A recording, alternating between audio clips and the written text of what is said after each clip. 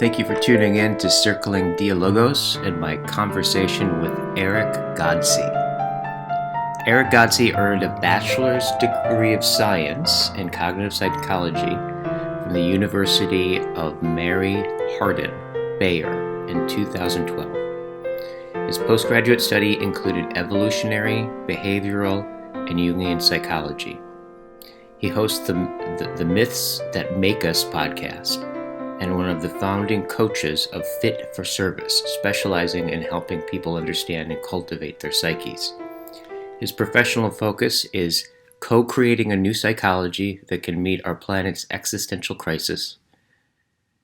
His personal focus is to be a good man. All right.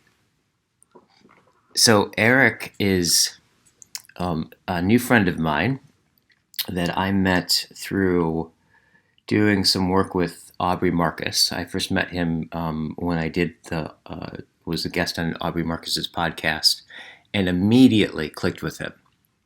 I think one of the criteria is if I have such a criteria, my criteria for how someone makes it on my channel is when I talk to them and I lose track of time consistently. I think they end up on my podcast. So Erick is no exception to this by any stretch of the imagination. Every conversation I've had with him ends up being a deep dive into some really interesting waters, and really appreciate him as a person and his intensity and his focus and his unbounded energy.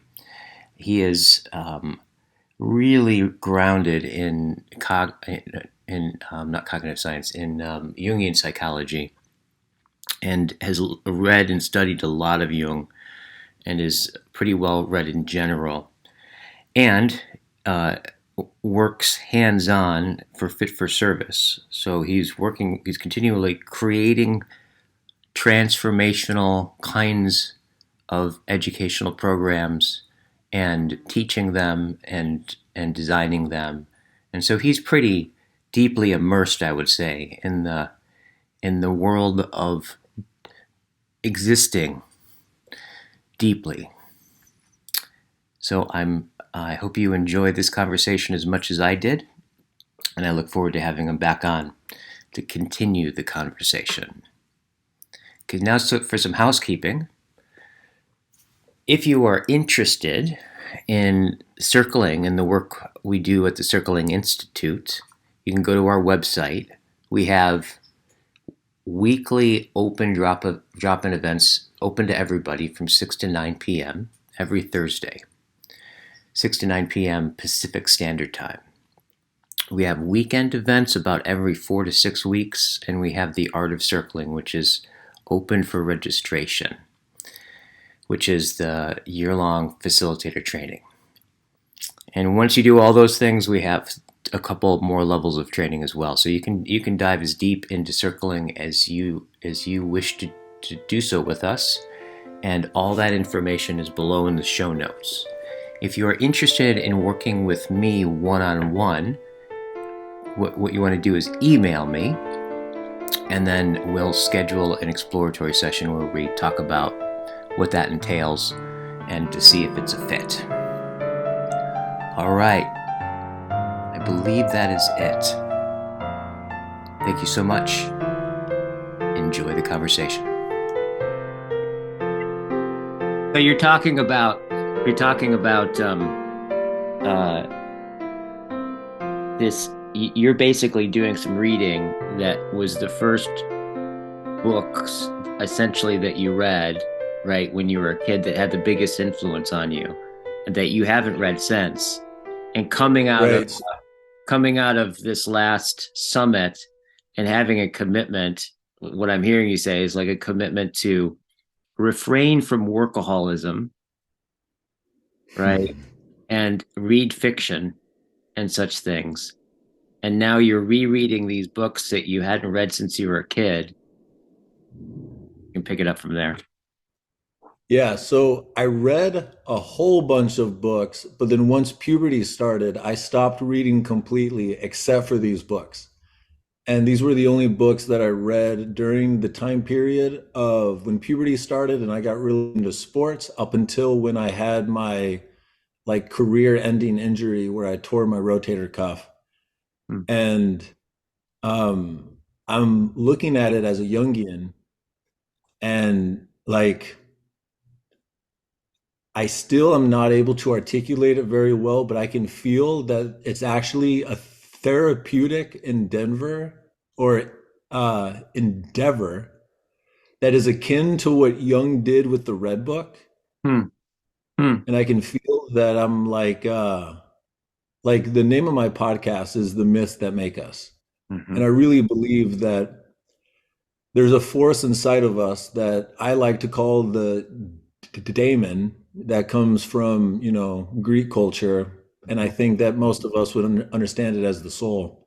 Yeah. And that one of the ways that your daemon speaks to you about your fate is through the stories that you don't get to choose that you're attracted to. Like that's a really interesting thing to connect to is you don't get to choose what stories you love. Yeah. There's something else inside of you that chooses it for you. Yeah. And like the beginning of my quote unquote public career, which is, like in order to be an artist on some level, you have to find an audience. And the first thing that I did that brought me into contact with an audience as an artist was I would write trip reports.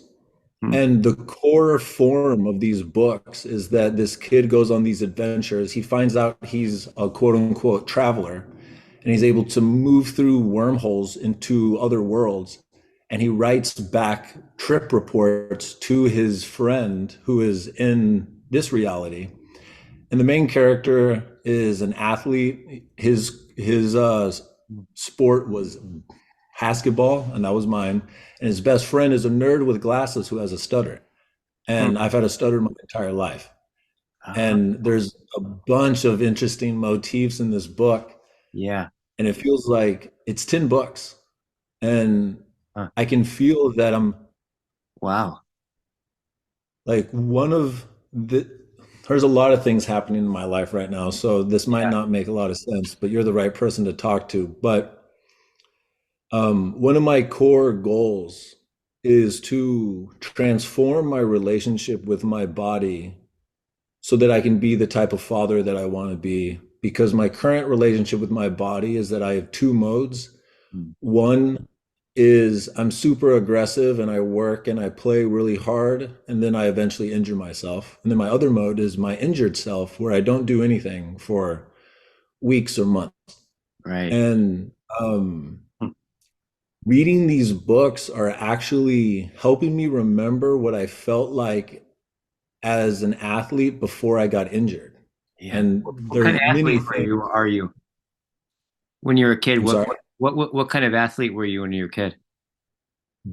basketball. Okay, got you. And that I was unofficially being recruited by a D1 school when I was a sophomore. And so I really had the dream and the goal that I would, you know, make it to the NBA. And that was honestly mostly naivety, Huh. probably, but I had just enough skill where I could justify that Yeah. uh, naivety. And that when I So as a tore sophomore in high school, you were being scouted by. a D1 school, yeah, it was Northwestern University. Oh, wow. Wow. And when I was a junior, I moved to a new school. And the way the rumor mill worked is that when I moved there, everyone who was like on the team, there was some story because it was a small town of 8,000 people. And there was some story that I arrived at where they all believed that I believed that I was arrogant and that I thought they all sucked and that I would be the best player. Hmm. And one of the first practices that we had as a team, one of the larger players came up behind me and just like karate chopped down on my right arm Hmm. and just completely tore my arm out of its Oh, socket. no.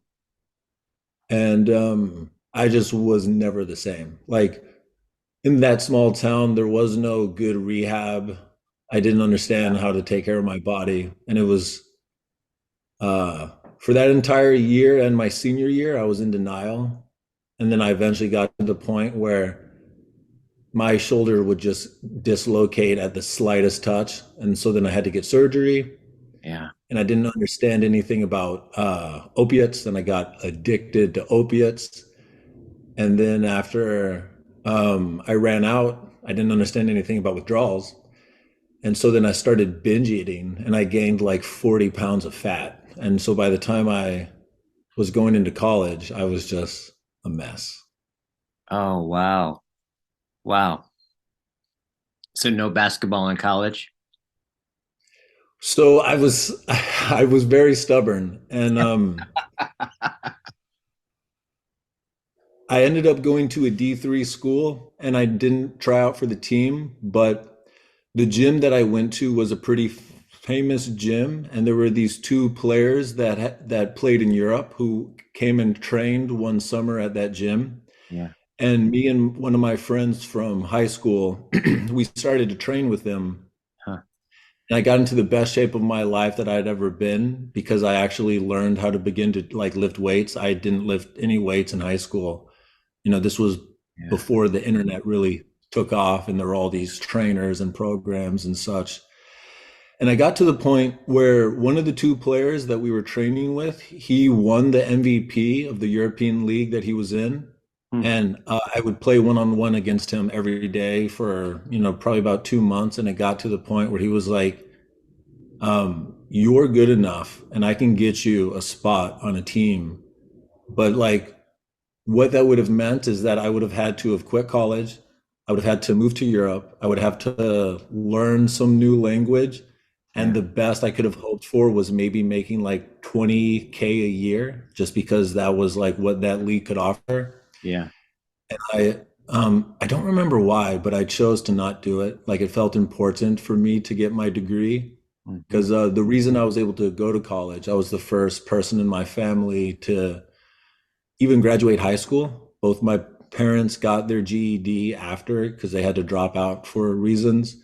But the reason I was able to go to college was because my mom served in the Iraq/Afghan war, and she was able to give me the GI Bill. And Hmm. I felt obligated to like use that and not throw it away. So yeah, I Yeah. got in the best shape of my life and I got invited to go play in Europe and I said no. Huh. Wow. Wow. And did you play any more in college? No, Yeah. I uh I got an injury deadlifting like really heavy weight and I had this thing like pop in the back of my knee and then that's when I started having Yeah. I've dealt with chronic back pain on and off for 10 years Yeah. and like I didn't have insurance. I didn't ever go to the doctor. I just kind of tried to deal with it. Yeah. And the back pain got so bad that I eventually like stopped training completely and I did like a keto diet for like 2 or 3 years and I became like a twig, but my brain worked really well and Huh. it wasn't until I got a job at On It where I slowly started to um not look like I was a emaciated Wow. tree twig thing. Yeah. But now that I've gotten back into working out, there's these waves of so I'll start to get healthy. I'll start to do a bit too much. I'll have Yeah. a back spasm. I won't Yeah. be able to do anything other than like walk for like a month. Yeah. And what's cool is it feels like I'm making progress, but it's slow. Right. And ultimately, like Mm. I've thought about this a lot. Um, if I hadn't have got hurt, like the best my old story would have been is that I would have been a role player on a European league. Mm. I'd probably have gotten some woman pregnant, but not really be the type of dad that I know that I want to be. I Right. wouldn't be doing any of the things that I'm doing now that ultimately I think is my true dharma, Yeah. but I had to go through I had to go through it. My identity had to die pretty severely, and I was stubborn, and it was like a 5 year Yeah. process until I, Yeah. and it's still not completely dead. Like whenever my friends are hooping and I'm to the point where I am healthy enough where I can play, I can just feel, I can still feel like the pain and the trauma of like, Yeah. I have the instincts to be able to do things that my body just can't do right now. And Yeah. it's tough. Yeah. Yes, your body has a response to a future, right? That your present body can't. God, that just sounds well. I think one of the things I'm struck by is, I mean, how much sounds like both acute and chronic pain that you've had, like Yeah. pretty for long periods of time, starting from a pretty young age, Yeah. and like lots of ways of ignoring it, and like didn't have health insurance, all that kind of stuff, right? And so you saying all that, now when I think about what you originally talked about, which was, oh yeah, I'm I'm focusing on not overworking, right? Now I can see kind of that's not just a that's not just a practical logistical thing you're doing. That has a lot of ontological depth to it and the meaningfulness of that, right? Of Yeah. this not being in these deep extremes. And you pick up these books that when you were a kid and you're realizing that like basically the structure of that novel has turned out to be the structure of your life. Yeah. And one of the things that's really interesting is there's all these different types of like phenomena in psychology that basically point to if you will just give your consciousness and your body the opportunity to connect to healing, Yeah. that the nature of the body is to heal itself, but you have to give it that opportunity and Yeah. then it will do the rest. Yeah. And one of the things that I've noticed is my workaholism is also a way for me to stay disassociated from my body. Yeah. That, I've mastered the art of being able to sit down and be in deep flow state for, most of the time that the sun is up. And then by the time the sun is down, I've justified to myself that I've put in enough energy that then for the rest of the day, I just kind of like slouch around. Hmm. And that when I look back on it in retrospect, I have done almost nothing. I've had almost no moments in the day where I'm quiet and slow with my body Hmm. to listen to what my body would like. Yeah. And that a part of the taking the gas off of the workaholism is I'm feeling like how much tending the garden of my body is asking for. Totally. When you were not listening to your body during your day, what were you listening to? What was the cue? What was your ears tuned into that would give you the thing that to respond to and this kind of flow? I Yeah. mean, that's impressive getting yourself to the point where you can have like be in flow most of the day. That sounds like a real accomplishment. I mean, I absolutely love it. Yeah. So, on some level, the mind and the body are one, but there is also, they're meaningfully their own thing in the sense that, like, if you, like if you're trying to do classic yoga where you do the stretches so you can sit down and you sit in a certain posture so that you eventually get to a point where you can't even perceive your body and that it's just your consciousness doing its consciousness thing. It's almost like my chair became my mat, and I would read and write in a way where like I could just effortlessly be in flow for 4 hours. Like if I got to read what I wanted to read and I didn't have any external pressure, I can get myself into a 4 hour flow state basically any day. Hmm. And that I guess the thing that I'm listening to is my mind on some level. And it feels almost like I think one of our core activities as humans that gave us flow was hunting. Hmm. And it's like I've gotten to a point where the way that I interact with books and how I take notes is that the reading of the book feels like I'm hunting, Hmm. and that the notes that I take are like pieces of meat. And Hmm. then when I write it as an article, it's like that's me preparing the meat for my tribe.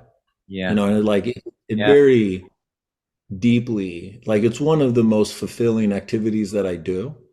But Wow. I also know that it's also one of the things that I do to avoid things in my life where Yeah. I'll like overread, and I Yeah. can feel when I'm overreading, and like I start to get sloppier and sloppier with how I take notes, and I end up not writing articles, and it becomes a Yeah. coping strategy.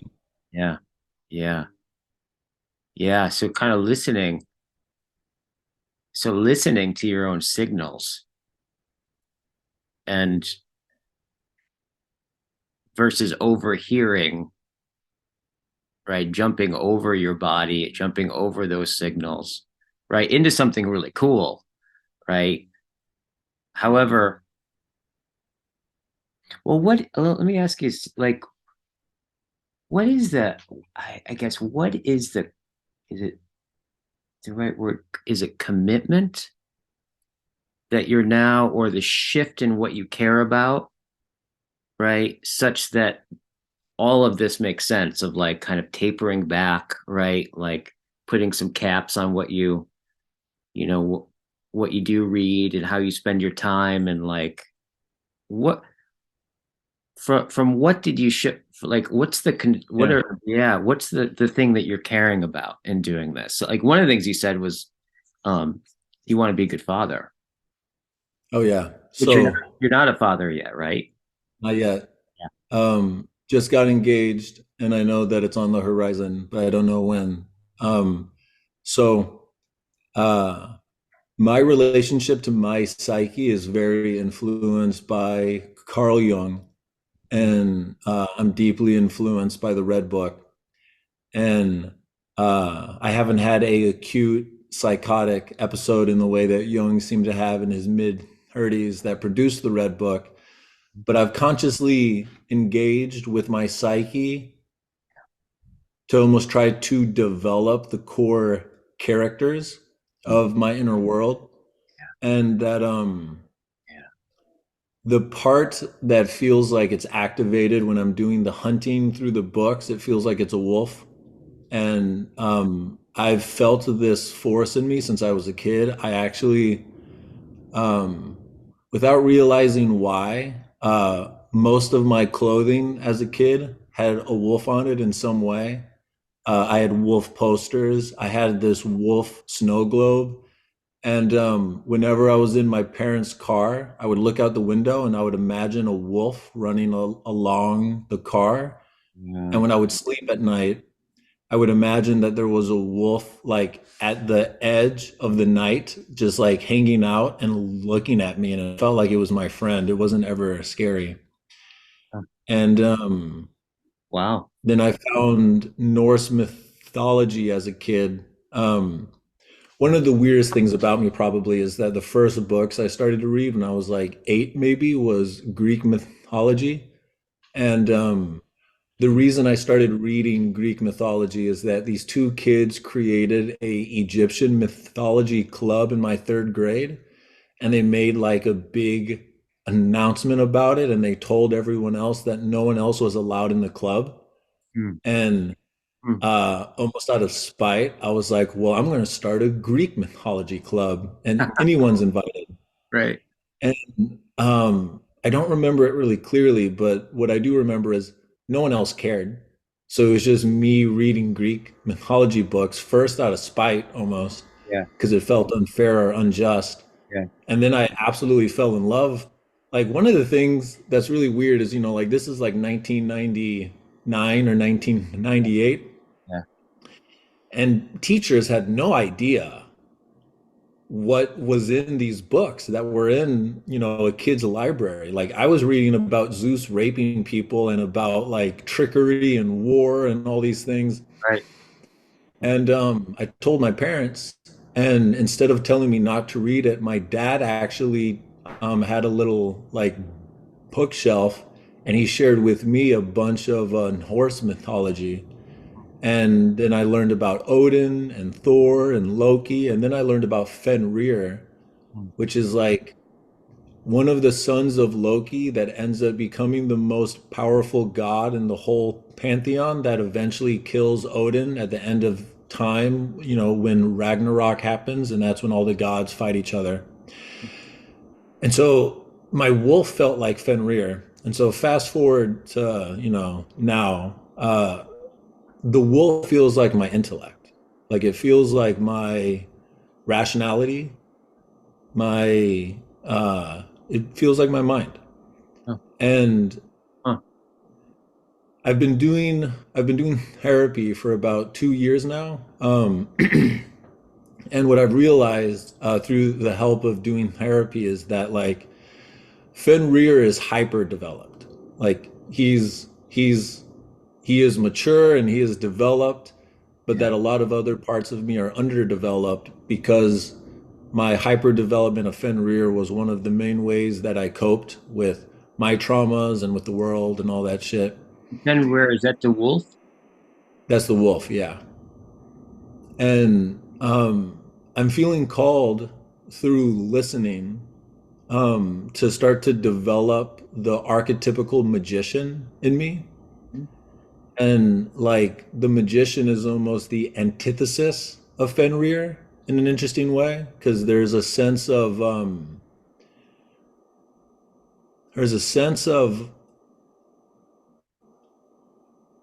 being willing to try things that don't make sense and to genuinely be in the like unknown, and Yeah. then to listen in the unknown, and then to do spontaneous odd things. Yeah. And that one of the things that I've done throughout my life is I've like created my own initiation rituals for myself. Mhm. And it feels like I'm in this very potent period in my life where I'm transitioning from adult male Yeah. to father. And that like I have this intuitive feeling that, and I don't understand it, like I'm in the midst of it and I don't know where it's going, and it's interesting, but that um it's almost like I need to cultivate my relationship with the archetypical magician in me Yeah.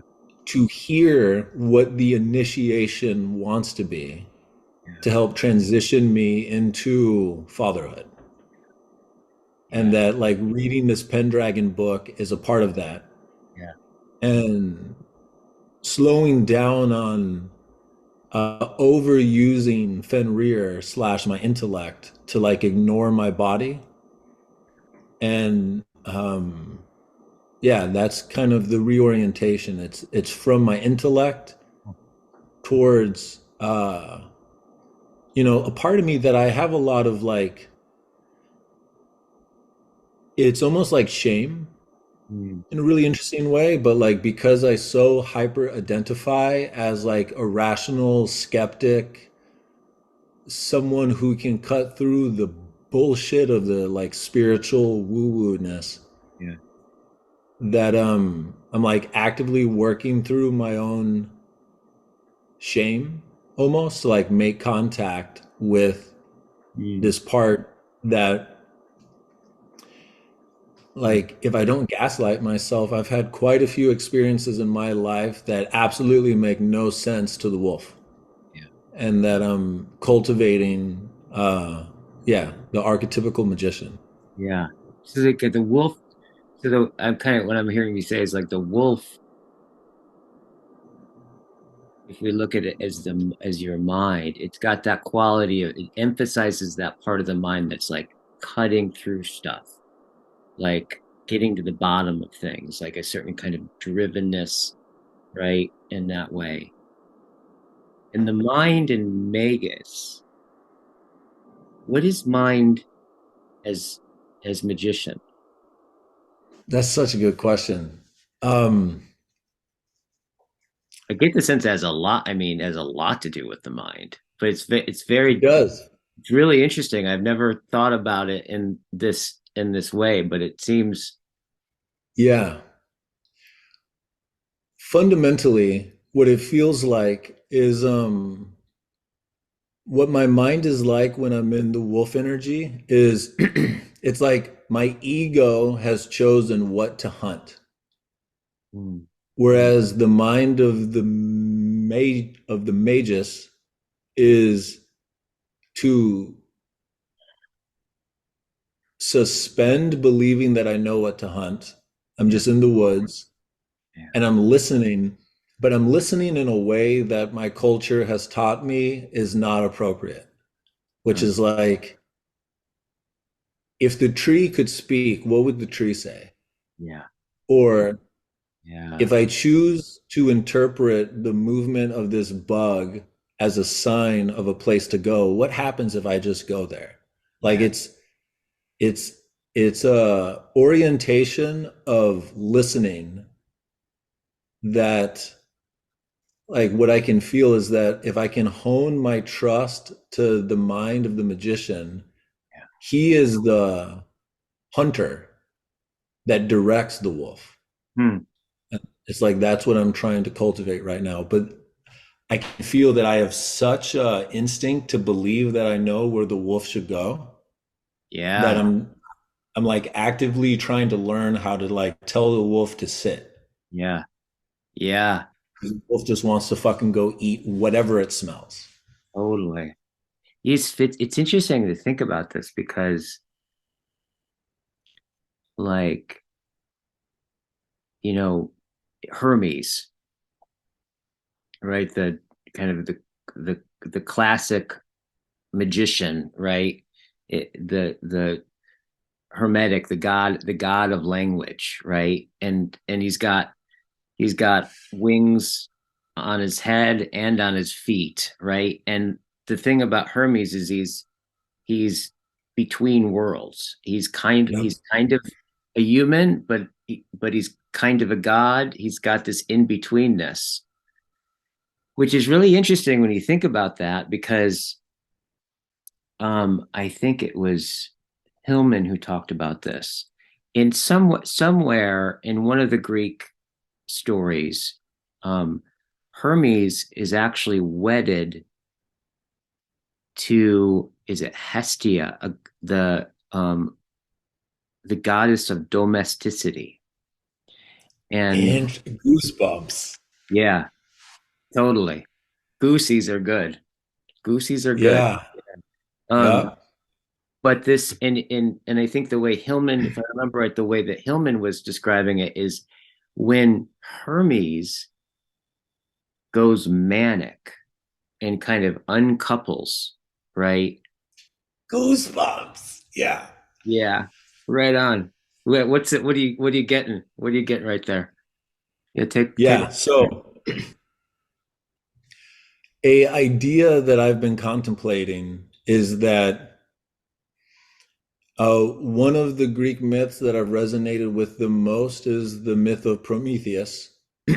And the essence, or at least one of the essences of that myth, is that he is bound against his will and he is resentful. Yep. Like when you actually read the core story or the core myths, the way they're written, Prometheus is bitter as fuck. Right. Right. And to me, that feels like that's a mythological hint at the archetypical consciousness of like, I didn't choose this. This is happening to me. Mm, And it's a larger story, but that's actually the trauma that I've had since I was a kid that I think has bounded my magician is this belief that God's not fair and that I have been put into this game of eternity against my will. mm, And then I recently revisited the Odyssey mm. and the part of the myth of Ulysses where his boat is about to be within earshot of the sirens. And so what he does is he consciously chooses to be bound so that he can experience something that no man has experienced. He tells all of his Love that. boatsmen to put I love that part. I love that story. Yes. Yeah. and so he actively uses Promethean consciousness because Prometheus means forethought. Yeah. And he creates a situation in which he gets to voluntarily be bound so that he can experience something Yeah. and that it makes him go mad, but Yeah. he's bound in a way where once he passes through it, he now has new wisdom. And what came to me when I reread it this most recent time is that's the same motif as Odin crucifying himself to himself on a tree. The mass of the boat is a symbol of a tree, Mm, and mm, it's the hanged man. But the idea that Odin, like the idea from Odin's myth, is that he voluntarily bound himself so that he could acquire wisdom. yeah. And the thing that I'm working through is like one of the highest magical acts that you can do is voluntarily put yourself through a initiation, Yeah. which is a type of voluntary poundedness. Yeah. That it's almost like I'm cultivating the part of me that will be able to hear what my next like pact to myself is.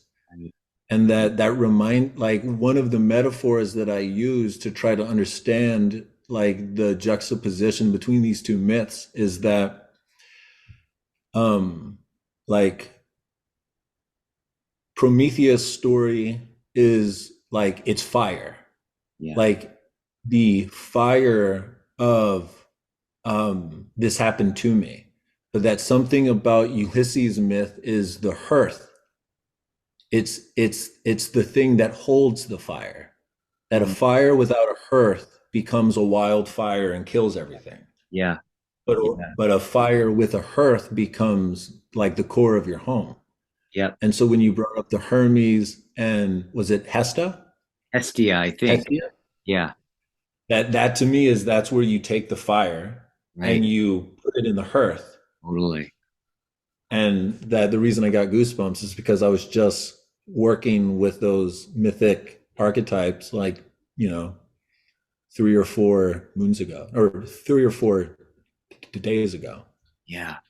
I are you currently married or are you about ready to get married? Engaged. You're engaged. Okay. Yeah. Wow. Wow.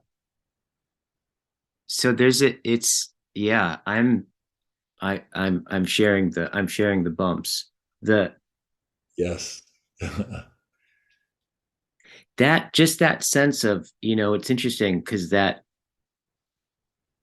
what I'm hearing you say is like you're in some very deep, powerful way, some of which you understand and some of which you understand that you don't totally understand, right? Um, Yeah. is is it it's something to do with just that Promethean sense of changing your relationship to that Prometheus sense of sacrifice in some sense, right? Like whatever it is that you're cutting through, right? At some level, like the whatever, your body, who gives a shit about that? Like let's go after this thing. This thing's the most important Right. thing, right? And now there's a shift where your locus of attention is coming back here, right? Back home. And in this has a lot to do with you consciously wanting to um re-engage or come closer with the magician, the magus, right? And this is correlated with being, you're engaged and you're engaging into a marriage, and that marriage has a future of a child. And so now there's this future that is you're responding to on some level, right? Which is having you have a different sensibility about the way Yeah. that you've lived, I mean, for a long time in a very intense way, Yeah, right? one of the things that I'm realizing in your reflection right now is that my orientation to my body when I did athletics as a teenager was exactly as you just described. And it was fuck my body. We Yeah, have a goal. yeah. Like the way, so my fen rear part is obsessive. And Your what? it's like Your the fen. fen rear, like the wolf, Okay, yeah, like that wolf part is obsessive. And that when I played basketball as a teenager, I literally would play all day until I almost felt sick. Like I wouldn't eat, I wouldn't drink, but I also didn't understand anything about nutrition. yeah, But I would just play every day, all day, yeah, until I like felt sick or I was just so exhausted. Like there were multiple times that I had what I think was heat stroke, like outside, and I just would not stop. yeah. And then my relationship to my body was like, shut the fuck up and keep going. Right, And right. that it's almost like as soon as my body broke down, I then moved that same orientation to my head. Hmm. And there's something about knowing that there's a child on the horizon that is helping me reorient to like, there's a really great distinction in the book King, Warrior, Magician, Lover between Yeah, the archetype. Michael Moore. It's Yeah, great. yeah, Um, there's a great distinction between the archetype of the hero and the archetype of the warrior. And right, the way that they describe it in that book is that the warrior is the mature version of the hero. right. And that what the hero will do is if there is a potential fight in front of them, even if there's a guarantee that they will lose, the hero will jump over the line and run at the enemy for his own glory. Yeah, But what the warrior will do is the warrior will turn to the hero and say, wait, our children and our wives are back here. yeah, If you jump up and you start this fight now, we might lose, and then they will have to pay for us losing. yeah, But if you can wait until nightfall, we can sneak into their camp, go capture their king, and potentially end this fight without there being anyone who dies. But there's no glory. But yeah, we get to go back home to our children.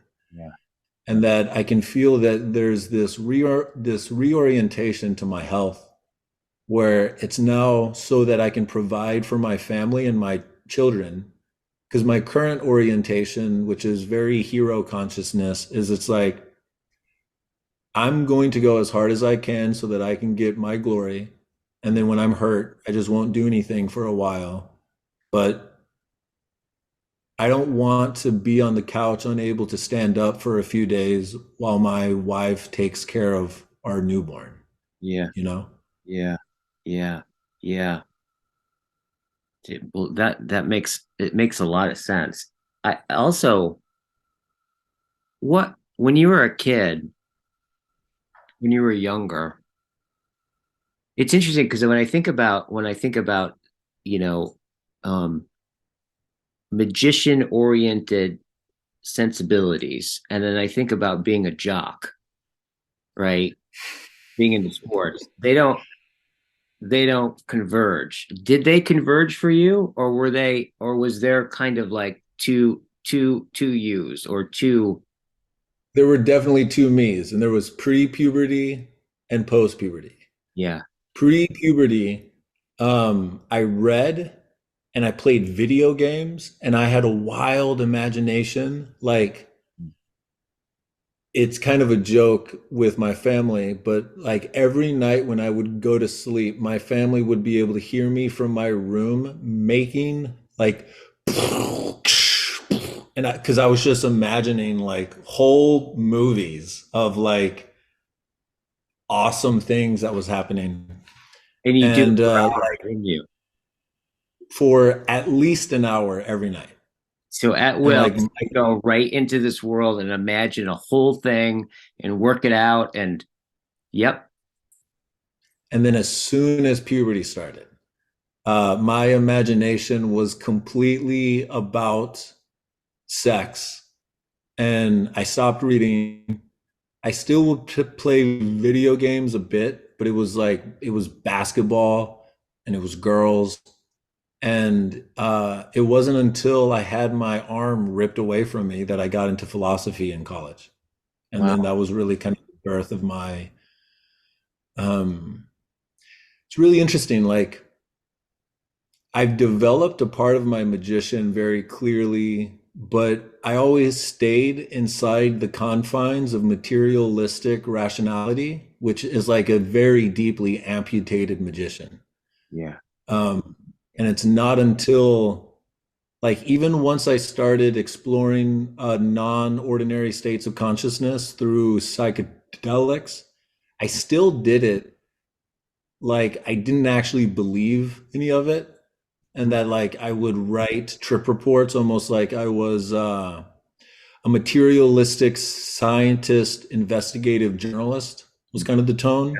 yeah, And yeah, it's like for the last 5 years, I've had to be around magic over and over and over and over and over again to finally like loosen the permeability of the walls around my confined magician to yeah, actually start to play with yeah, um like consciously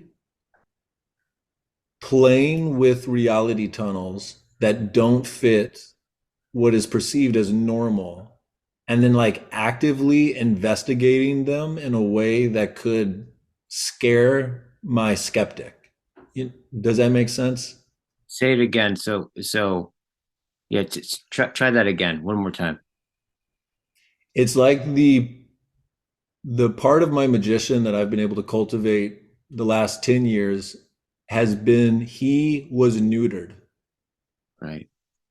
Like it's like I was a magician to the Ah, yeah, degree that it's okay in our culture. So like most academics, in my opinion, are neutered magicians. yeah, Like it's like yeah, there's a there's like a religion.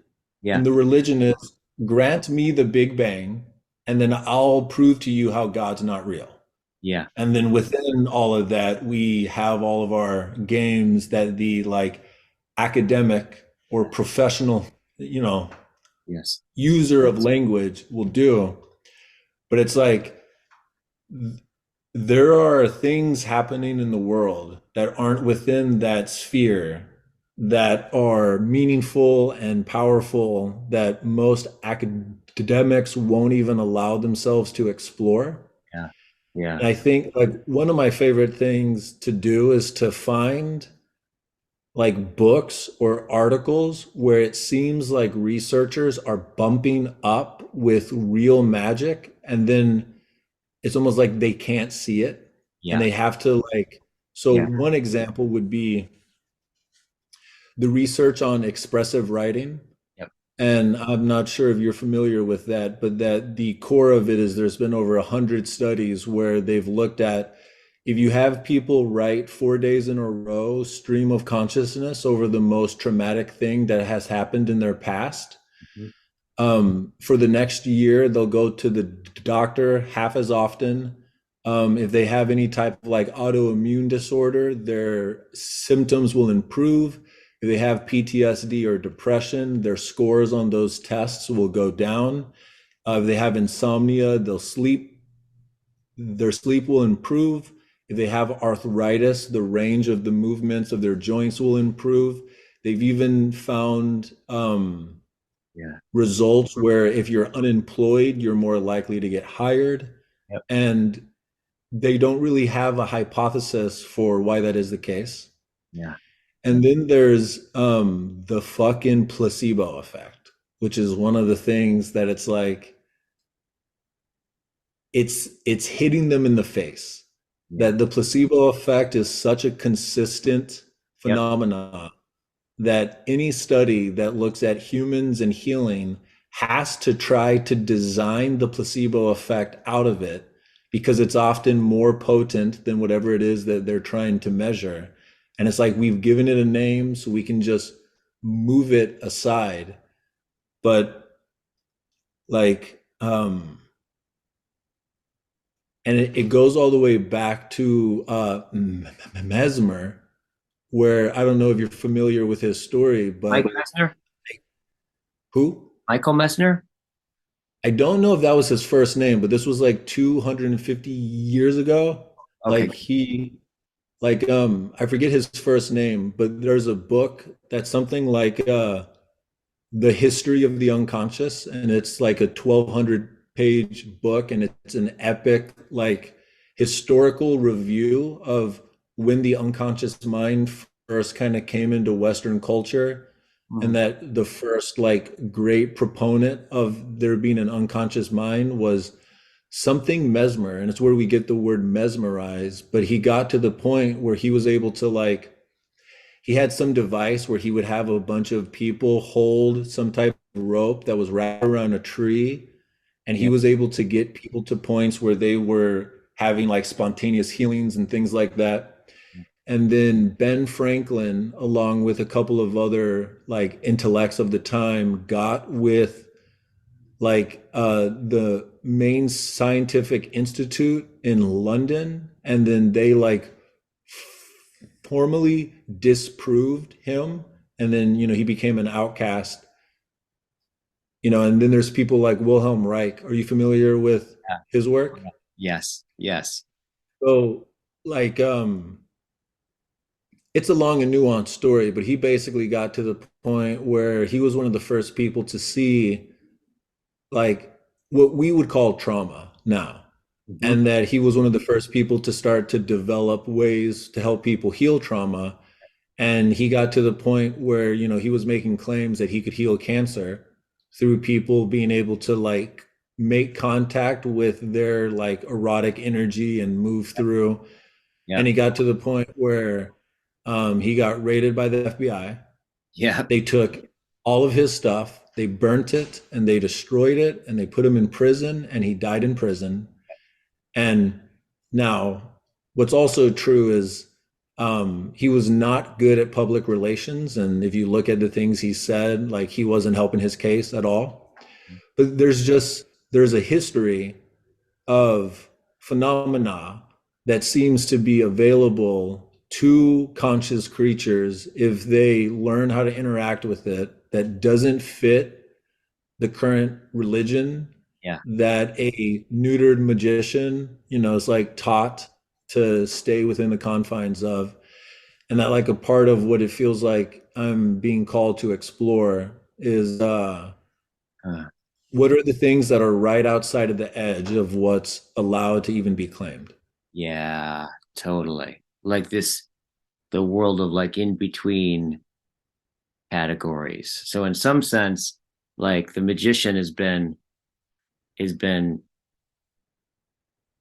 constrained, right, within a category. But the thing about a magician, I think, as we're talking about it, is it by definition a magician is because they're already outside of categories, right? That's what kind of makes a magician a magician. And in some sense, they source new categories or what later become new categories. But there's something inherently chaotic, right, or threatening to a perceived order that when the Yeah. magician is around, right? That's why I imagine it's like, Hestia. It's like in some sense this sense of domesticity, right? it grounds it prevents the magician from flying too close to the sun, right? I And literally was just thinking it prevents them from becoming Icarus. And then you said that. Yeah, 100%. Completely agree. totally, totally, and that Are you are you familiar with Robert Anton Wilson? yeah, he's the one with talked about reality tunnels, right? That guy. Yes. Yes, Yeah. really So unusual dude.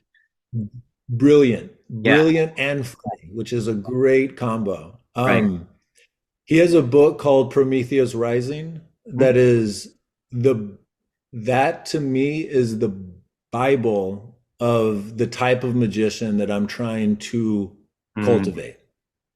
And like he was so grounded that he was able to explore wild ideas and that he just told a honest trip report that is one of the most influential books that I've ever read.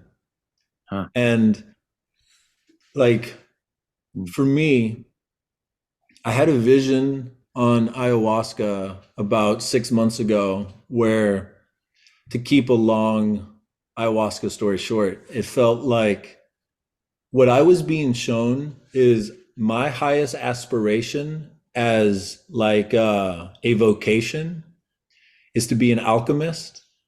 And how that was represented to me in that space was it's almost like there's two types of magicians that I've made contact with.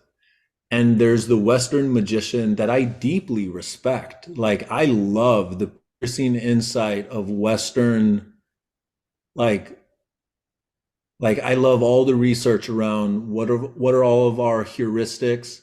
How do we deceive ourselves? How do we bullshit ourselves? Like I love that we've developed to a point where we're able to call that stuff out.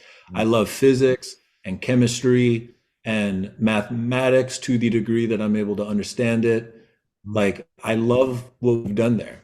yeah. But then there's this other type of magician where like if you go into the jungle and you talk to some of the people who have grown up in the jungle and you feel how connected they are to plants and to animals and to nature and how they're able to it seems as if you were to trust your direct experience they're able to commune and at time it seems like command nature or insects or weather through song. Like Yeah. one of the really interesting things is all of those magicians, their primary tool is actually song. It's singing and it's music.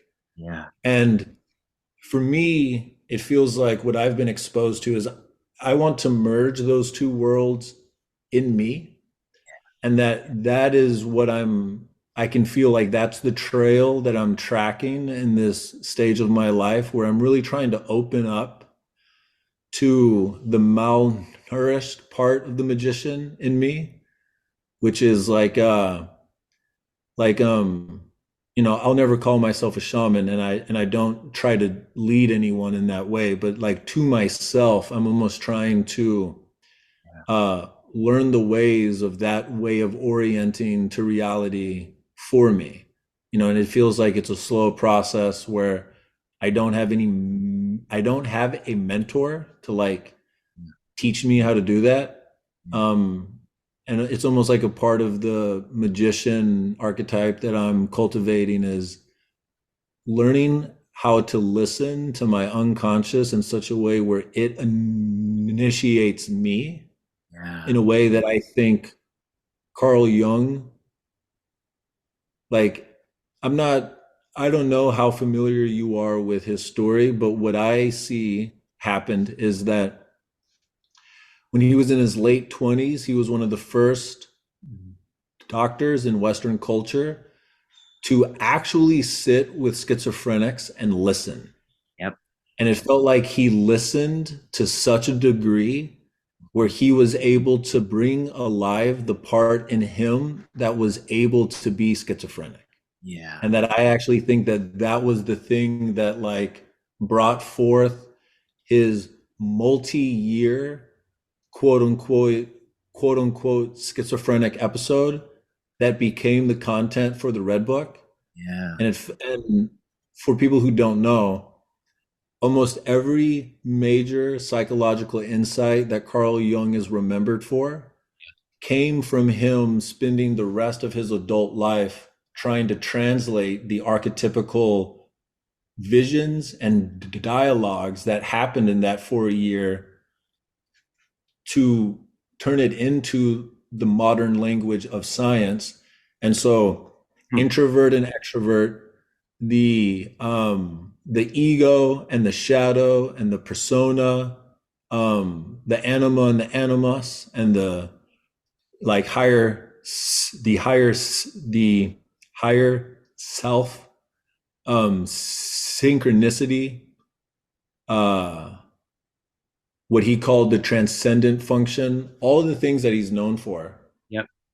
came after the fact of him trying to digest what came up that became the contents of the Red Book. Yeah. Interesting. I'm curious about, it strikes me, you've used the word listen, right? Describing what you're trying to do and what Jung did and what shamans do. What is it? What is it about? Is there a sense of what is listening do such that it's that's the most appropriate way to talk about that relation is a listening. Do you have a sense of that? Yeah. So there seems to be a hypothesis that if you enact, the result of it is that the universe reveals itself to you in a way where it appears as if it's conscious, that it actually cares about your becoming, and Mhm. that it's collaborating with you. Yeah. But it feels like the hypothesis you have to run is that that's true before you know that that's true. Yeah. And then you engage in a type of listening where, like, you basically, through the listening and almost trusting what our culture would call like schizophrenic intuition, Yeah. you then act on it, and then you do novel things that then bring you into experiences where the felt sense is that God is guiding me in this moment. Yeah. And that Huh. it is a slippery slope because there's a quote, I forget who it's by, but it's the madman drowns in the same water that the mystic swims in. Yeah. And that, like, what we define as schizophrenia is when people see meaning in patterns that we as a collective culture judge there isn't one there. And so a really easy example is that you believing that the TV news anchor is actually speaking directly to you, trying to give you hints that you're being watched by the FBI because you have a chip inside of you. Like, that's an extreme example. But um, an example for me would be like, it's 1 p.m. on a weekday. What I normally do is I'm working at my computer. But for some reason, I just have this overwhelming urge to drive to the park. Mhm. And so then I'm just like, fuck it, I'm going to go. And then when I drive to the park, I happen to meet someone who is like a expert at elimination, at trying to help heal your gut. And that I actually realized that for the last 2 months, I've been having some gut issues, and it's been something I've wanted to do to like find someone to help me work on this. And that to me feels like that's evidence of the collaborative force of something that doesn't make sense to our current model. And that the way you access those moments is through listening. Right. Right. It's so interesting because like listening, yeah. So I know that so the Greek word for listening or hearing is hearkening, right? Interesting. And hearkening etymologically is connected to a kind of divine obedience. And which makes Goosebumps. right there they are, our friends just arrived again. But that sense of which I mean, how one of Yeah. the ways that makes sense to me is, you know, I think when you listen, people usually think of when you listen, it's just being, being quiet, letting the other person talk, and that you're just kind of receiving information, right? And you're just kind of an empty head.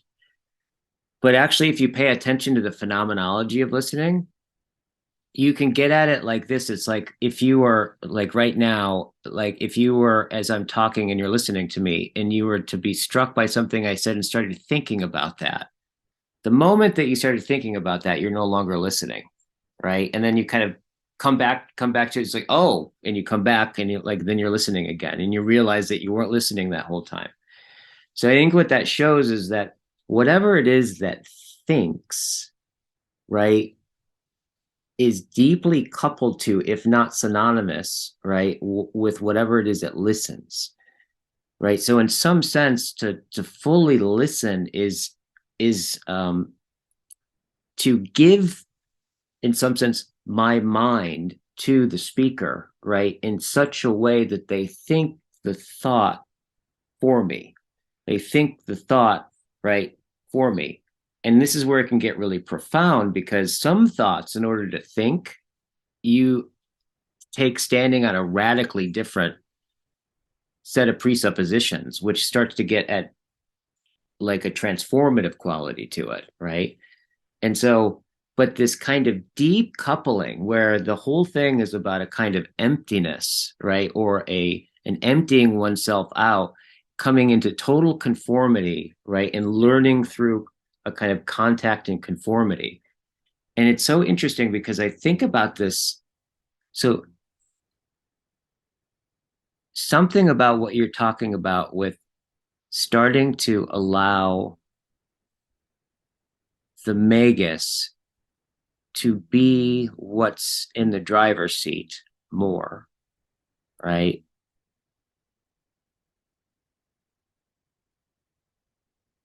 Has this, it's so really interesting. It has this, I'm just, and I'm just kind of seeing it about how kind of, in the Heideggerian sense of kind of in the sense of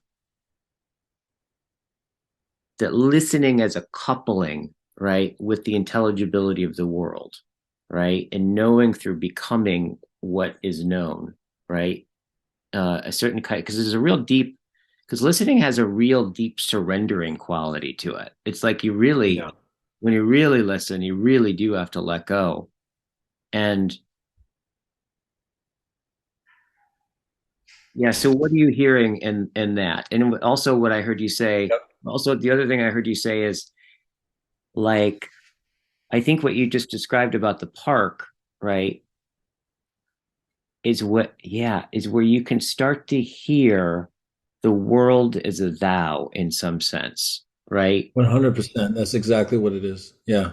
Yeah, Yeah. So what it feels like for me when I listen, if the magician is active, is it's that I co-regulate the instrument of my thou yeah, to the speaker, yeah, and I try to just notice in the instrument of what I am yeah, what spontaneously arises as I've lended my instrument to them. And then when it's my turn to speak, I trust, because I didn't go off and try to unpack what came up. I just like put like a pin there. yeah, And then when it's my turn to speak, I trust that that's the thing to offer. And then yeah, we end up in a place that I didn't plan us to go. yeah, And that is what I try to do when I listen with the magician archetype. yeah, Because if I'm listening with the like classic magician, what that would look like is I have a model in my mind of how to heal you. mm, And I know where the conversation is going and I will direct us there. Yeah. There's no surprise, there's no creative act. I'm trying to force you into a formula. And when I don't treat the world as a thou, that is how I interact with it. Yeah. I know what I'm doing today Yeah. and I'm going to do it. Yeah. And a part of Very Prometheus. like that's a really elegant way to articulate it, which is to listen like a magician is to listen to reality as a thou. Yeah. Yeah. And somehow kind of midwifing, in some sense, midwifing the synchronicity, right? That comes out of that. Because this is really important. Because for me, this is really important because I've been so much grappling with this sense of, um, like this whole notion of theism and non-theism, right? This this kind of, in some sense, the Judeo-Christian sense of other power, right? The ultimate other, right? In surrendering, in prayer, and to, but then the kind of Eastern sense of, like, the Buddhist sense of that God in some way is this. It's not personally concerned with me, right? It doesn't have that sense about it, right? It's good, it's all of those things, but it doesn't have a thou relationship to me. And so I've just been noticing a dialectic is really like finding itself in me for the last couple of years about whether or not I want it or not. It's been one of the things I end up thinking about a lot. So there's something about Yeah. what you're talking about that seems to be speaking to this way that you can see the world, or you can see God, or you can see the patterns of intelligibility actually having, in some sense, an embrace of me, and vice versa, right? And that there's a personal relationship there on some level. And there's something about the atmosphere that I sense around that feels like there's a sweet spot that you can sit there, right? Yeah. So what comes to mind for me is the God is a word that we use to try to make contact with something that's incomprehensible. And I think the like capital G God Mhm. is the Buddhist God. Yeah. And it's so all Yeah. that it doesn't like to say it doesn't care feels like it kind of misses the mark. Where I'm currently at with the capital G God is the symbol that feels like it best represents it is the ampersand. Yeah. So it's the and. Yeah. Now Yeah. it's like that capital G God is just its ohm is yes and. It's like that's the symbol for evolution. It's just yes and. Yeah. And that there's an impersonalness to it in a way where if you choose, Yeah. because we seem to be in a situation phenomenologically where we get to choose at least our attitude or our disposition to the all. Yeah. And that if you choose a disposition towards the all, that it's not a thou, it yes and Right. yes and yes Right. and. Right. And at the same time, because it's everything and becoming more everything, if you choose the disposition that there is a thou, some aperture of the infinite is thouing with you. Yeah. And the metaphor that really makes sense to me is that if you think about a seed, there is something happening outside the seed that in some honest way doesn't give a fuck about the seed. But there's something happening within the seed and within the environment of the seed that is thouing the seed to become a tree. Yeah. And Right. that there's this infinite capacity to attune to the thou that is within the seed and in the environment that's holding that seed. Right. And that I think one of the ways to understand the energy in the seed that guides it to be a tree is its dharma. I really think that that's the right word. Yeah. And that humans are a sophisticated enough type of life form where it seems like we get to participate in we can either inhibit the thouing or Yeah. we can actually join it and amplify it. Yeah. And so it feels like on the outermost level, God is just saying yes and. Yeah. That there's an orientation that's available that God's response to it is yes and. Yeah. And when you thou with the universe, it's Mm, as if it's conspiring for your mm. most authentic desire for the dream of your life to become true, because the most authentic desire for the dream of your life was put in you by the good, in the same way that there is a desire for the seed to become what it's meant to be. Yeah. Yeah. So they're both, those are both, yeah, they're both, you kind of like it seems like it's like a matter of those Gestalt ink drawings where you look at it one way and the old lady's face pops out, you look at it another way, that the impersonal, personal, and that in finding the right, especially now in this time, right, in history, right, finding the right place to sit with that is not obvious to me, right? But there is a, I mean, there's a, for me, there's a deep longing to have a sense, and I do have this sense of where in some way I feel in, when you look at a sunset, or you look at, well, actually, when at in Sedona at the summit, right, we stayed until everyone, basically everyone went to bed, and Kathy and I were walking out underneath the stars, and there's nothing like, I grew up in Arizona. There's nothing like Arizona skies, like night skies. I don't know why, but I've been on top of, like, 16,000 peaks in the middle of the night, right? No lights around, and looked up, and it's not even close to an Arizona sky. I don't know what's going on with the skies in Arizona, but just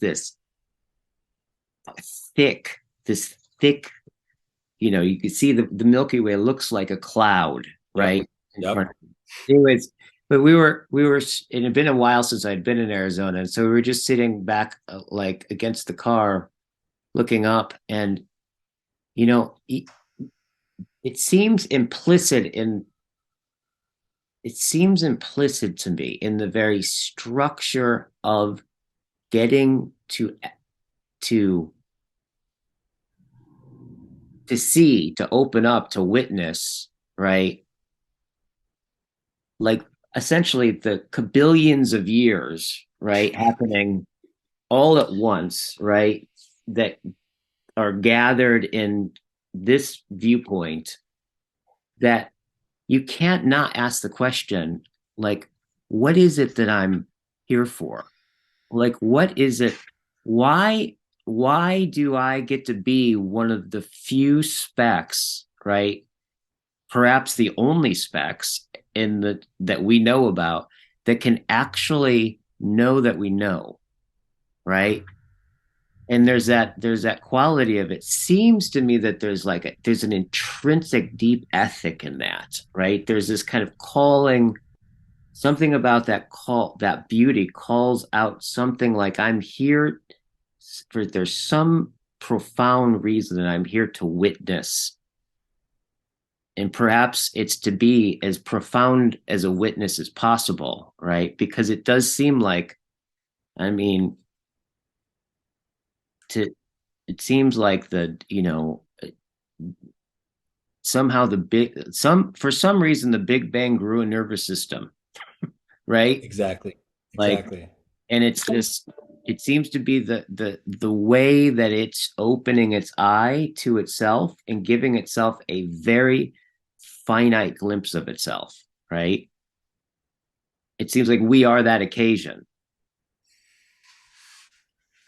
I love that phrase. We are that occasion.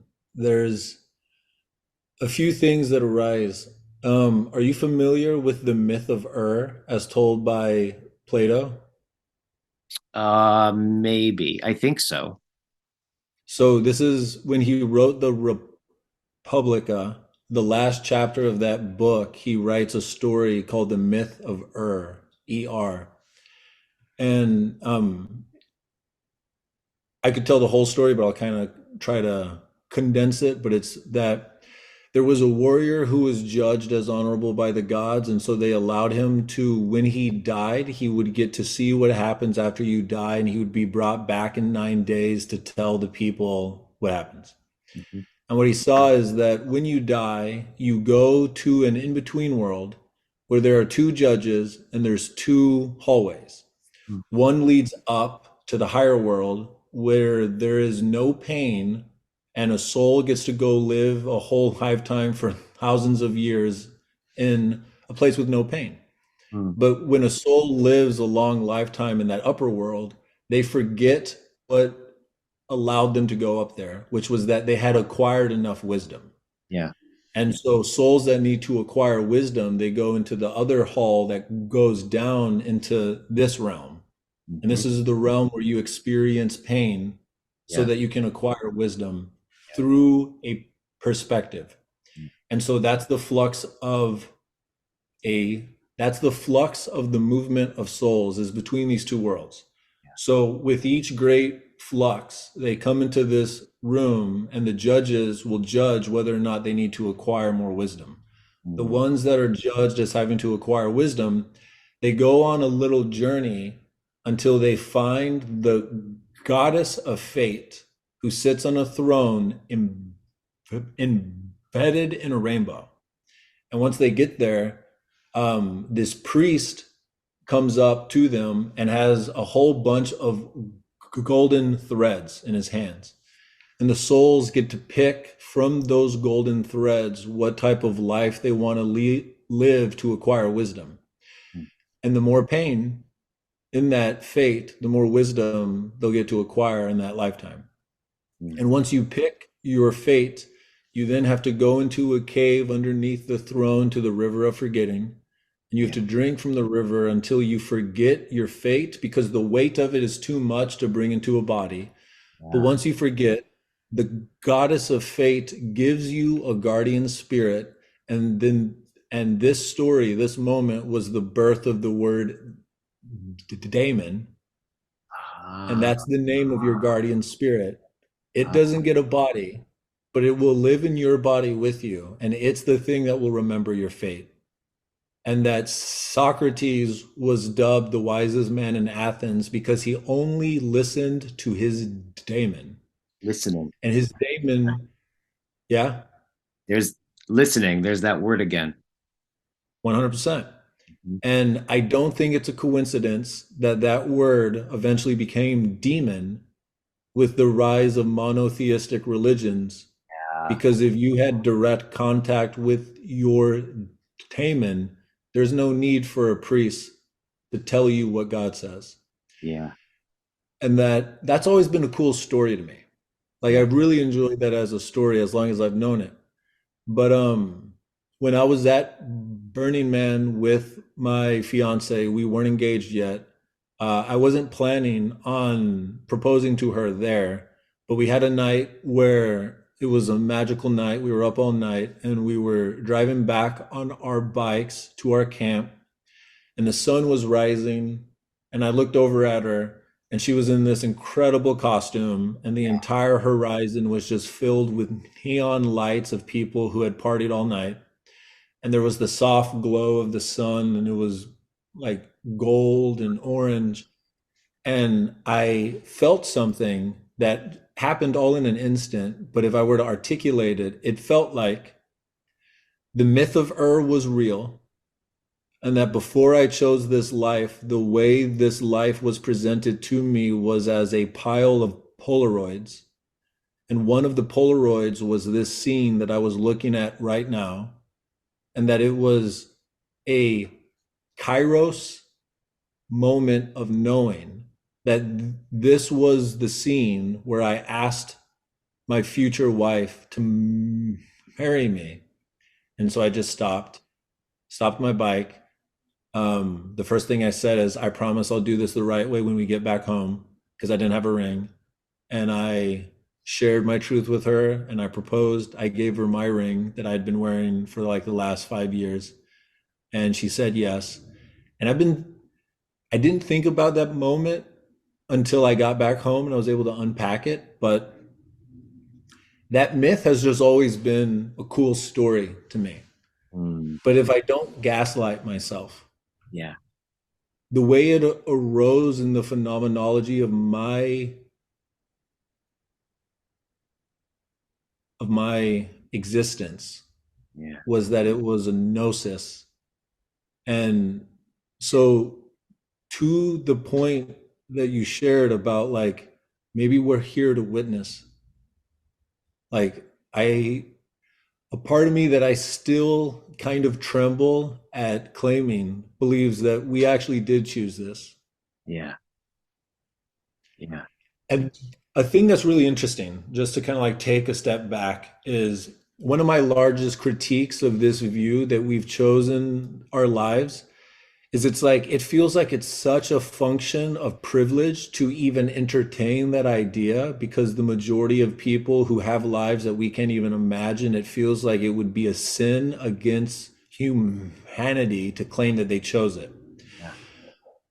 But Yeah. with that, um, this is kind of a larger thing that I'm slowly trying to integrate, but I recently have been turned on to the research at the University of Virginia, where for the last 50 years, they've collected over 3,000 case studies of children who report remembering the life that they had before this one.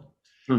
And that if you look at the scientific investigational rigor that Yeah. they go through to validate these cases, it blows the mind of my skeptic. It's like, this is actually good research, and they have over 3,000 case studies. So the idea of reincarnation for the first time in my life feels like it's pierced the veil of my skeptic. But the other thing is that there's a psychiatrist, I don't remember his name, but who would do past life regressions with his clients.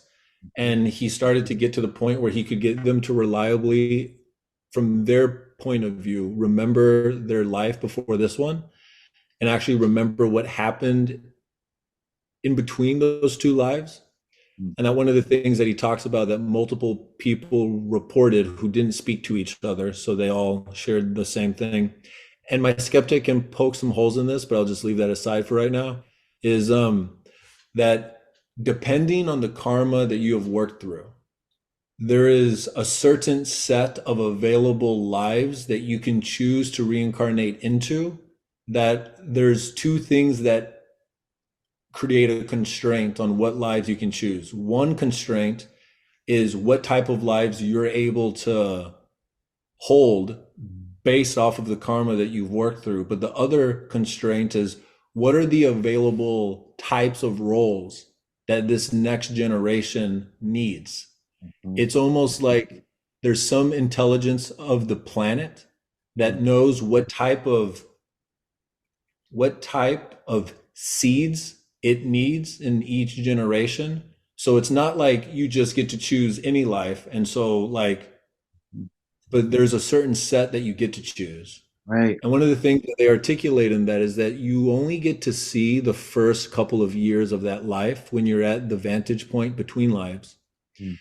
And again, my skeptic is able to poke holes in this, but when I allow that to relax into that experience that I had at Burning Man, and I allow myself to relax into the reincarnation case studies coming from the University of Virginia, it starts to create a picture that my skeptic would just have rolled his eyes at. But as I relax into being able to hold this other worldview, it seems to be able to be a rebuttal to the skeptical part of me that thinks that like the whole idea that you choose this life, like fuck you and your privilege, like there are so many people who have so many lives where it's like you think someone chose to have an IQ of 80 to be birthed into a part of the world where there's no infrastructure and there's no clean running water.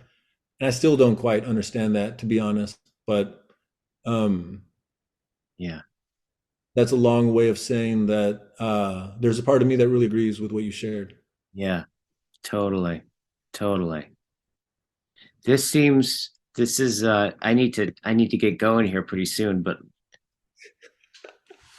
we just hit the ground running as usual. 100%. It's so good getting to know you, my friend. Likewise. And I look forward to the opportunity to get to know you because you're so good at listening that it tends to be a deep revealing of me that I look forward to some continued conversations in the future where I get to guide you. Yay. Sounds great to me. Sounds awesome. And congratulations on all these shifts that are happening, and congratulations on being engaged, and congratulations on watching yourself respond to the horizon of being a father and all the things that you're doing and surrendering into, right, in relationship to that. This has been a really nourishing and inspiring conversation for me. So thank you so much.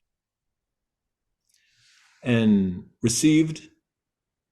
And thank you for all the work that you've done in your life to be able to listen in a way that truly feels unparalleled from anyone that I've ever met. Like what's interesting is there's a lot of people who like have the gift to listen, but you can feel that they have some type of like objective Mhm. behind the deep listening. And when I talk to them, I'll play the game and really share, but I can feel that they almost listen in a way to protect themselves from like actually being intimate in the convo. And I know that I've done that actually in my life. But there's something about the way that you do it that's so authentic Hmm. that like I learn things about myself through speaking to you in a way where it doesn't feel like you're not participating in it. So I Yeah. just want to say thank you to all the work that you had to do to get to this place because it's not easy to be a human and to be able to do what you do. Thank you so much for saying that. Yeah. Thank you so much for saying that. Much love, my friend. Love you, brother. This is going to be the first one. I'm looking forward to introducing you to my all the people on my channel as you become one of the people that I hope shows up again and again. And likewise, I look forward to having you on and doing the same. Right on. Bye bye. Love.